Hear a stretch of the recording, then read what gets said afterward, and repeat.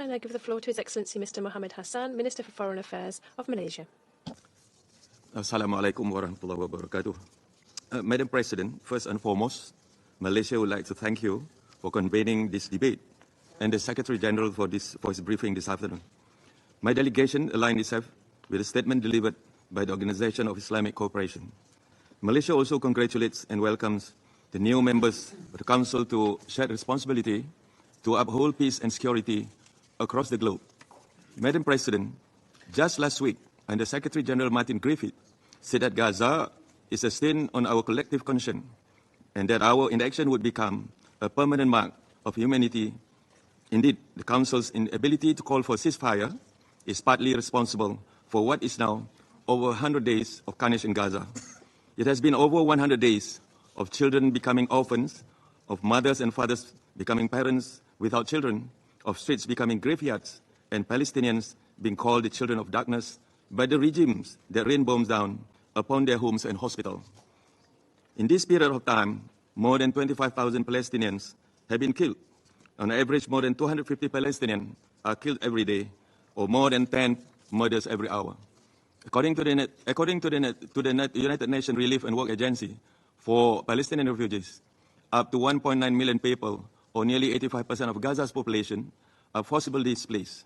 Malaysia is appalled that Israel has been allowed to carry out what can only be described as indiscriminate bombing. Homes, shelters, evacuation routes, and even medical centers have been bombed. Those who are not killed by bombs or bullets face the prospect of disease and starvation. They are being denied food, water, medicine, electricity, fuel, and other basic needs. Gaza is on the brink of human famine, and its population is being starved as a method of warfare. It is a fact that these are war crimes. Israel has made sure that no one is safe, not even children. This crisis has introduced a most unwelcome new term into the English language. WCNSF stands for Wounded Child, No Surviving Family. This is used to describe what is now an everyday sight in Gaza. Madam President, Malaysia demands an immediate ceasefire. Malaysia condemns the forced displacement of Palestinians. The right to live in peace and security is fundamental, and we urge all parties to respect this basic human right. We call for UN agencies and aid organizations to be given access to provide essential aid without delay and hindrance. Malaysia demands accountability for Israel's clear violation of international law. We welcome and support the decision by South Africa to institute proceedings against Israel before the International Court of Justice. The lack of accountability for Israel's war crimes undermines the legitimacy of international law and efforts towards ending the illegal occupation of Palestine.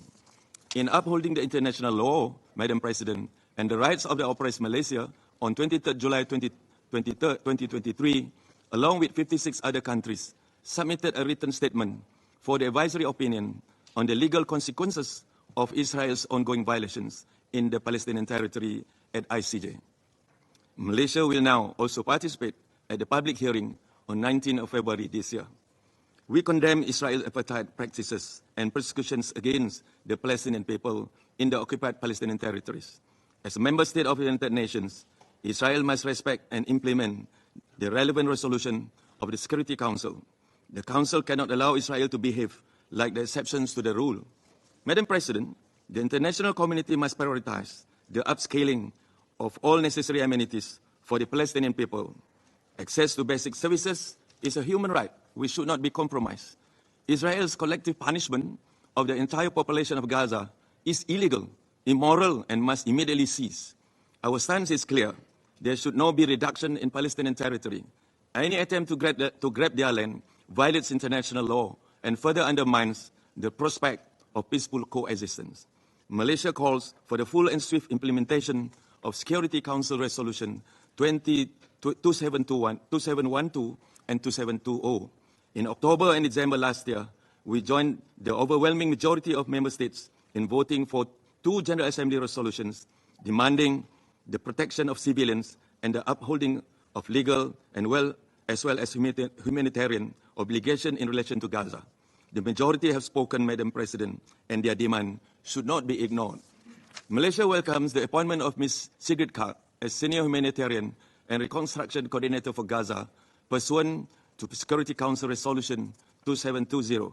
We hope that Ms. Kak, who has vast experience, especially in Lebanon, will be given the support needed to effectively discharge her mandate and alleviate the humanitarian catastrophe in Gaza. We encourage collaboration among the parties concerned for a just and lasting solution to this bloodshed.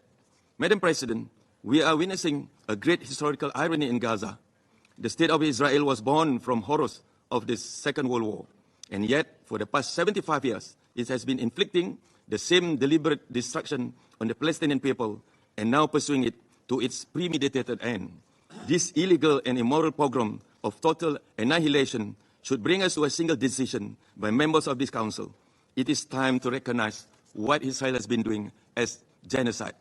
And it is time to accept the State of Palestine as a full member of the United Nations. No nation, no people should be meant to suffer the prolonged indignity of being mere observers of their own slow, painful, and humiliating demise. Here, of all places, Palestine should be given the right to face the occupiers, not as second-class citizens, but as equals, as legitimate voice and an equal vote. We have failed them for far too long. We must stop this charade. The Palestinians deserve nothing less than a free and independent Palestine on the basis of two-state solution based on pre-1967 borders with East Jerusalem as its capital. Malaysia will continue to do all what that is within our means and within our rights to bring an end to this injustice and illegality. The State of Palestine must be admitted as the 194th member of the United Nations. We urge the Council to act now. The Council must take a united and decisive action to stop the war, save civilian lives, end collective punishment, stop the killing now. Thank you very much.